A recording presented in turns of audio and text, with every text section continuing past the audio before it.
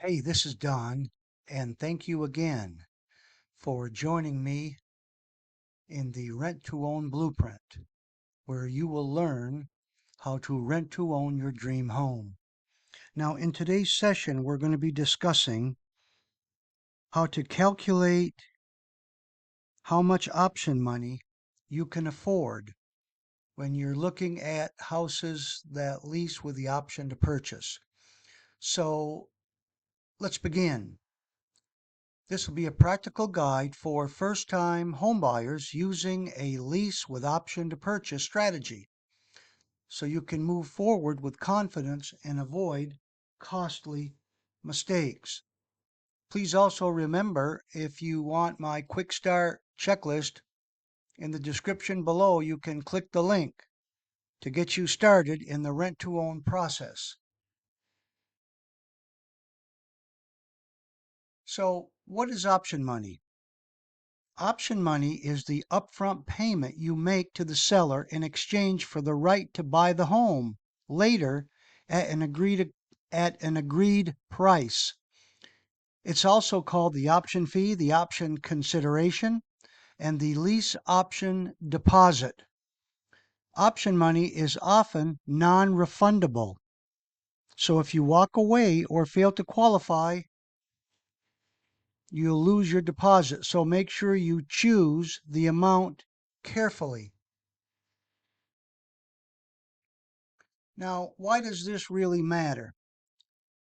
Some buyers get excited and offer too much up front, draining savings they'll need for later. Now, exactly for what? Well, emergencies, unexpected bills that can come upon you pretty quickly, money for credit repair.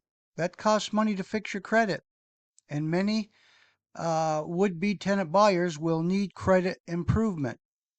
Money for closing costs. That could amount to thousands of dollars depending on the purchase price. And mortgage reserves. Lenders require savings down the road for insurance and taxes that will be an upfront payment before you actually occupy the home. Now here's some common option fee ranges. You'll see in the graph we've got the percentage, 5,000, 10,000, and 15,000. Most lease option agreements use an option fee between 1 and 5% of the purchase price, sometimes more, sometimes less.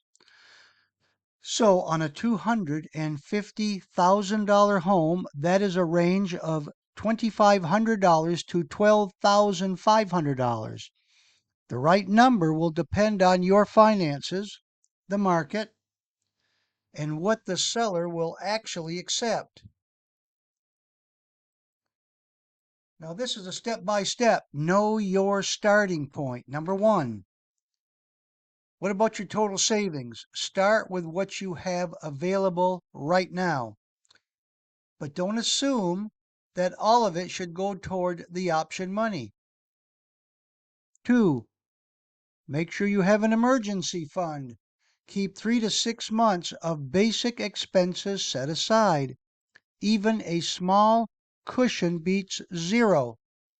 3, future closing costs. Reserve funds for the closing day. Credits and seller help don't always cover everything. And then remember credit improvement. Down the road, you'll need to qualify for financing, so your credit may need improvement. Paying down credit cards or settling collections may do more for your future than a larger option fee. Now here's a practical budget example. Let's say you have $10,000 saved.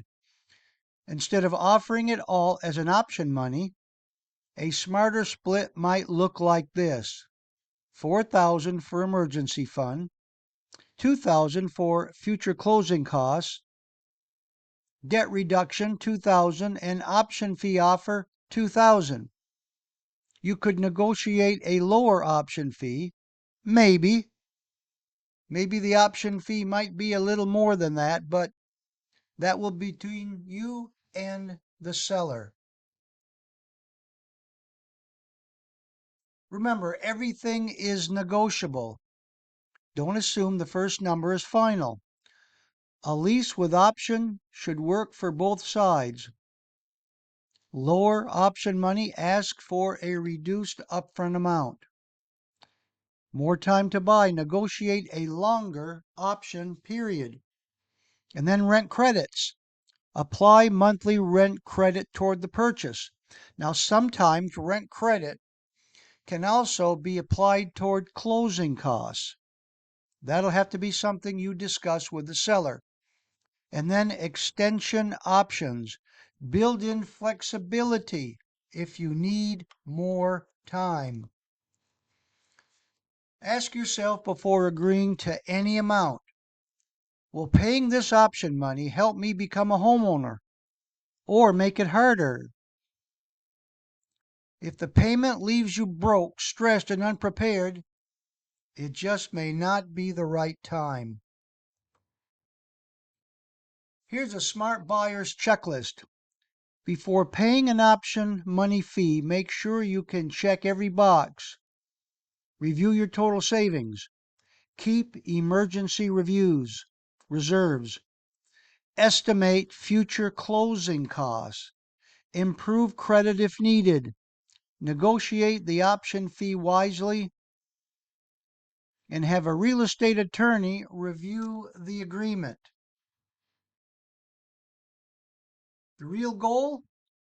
Buy the house later. A lease option is a powerful path to home ownership, but only when the numbers make sense. Just don't ask, can I get into the house? Ask, can I successfully buy it later? Now again, if you want to go further, look down in the description and you'll see my free lease option checklist link. Please click that link to get your free copy. Thanks so much for your visiting me, and we'll see you in the next video.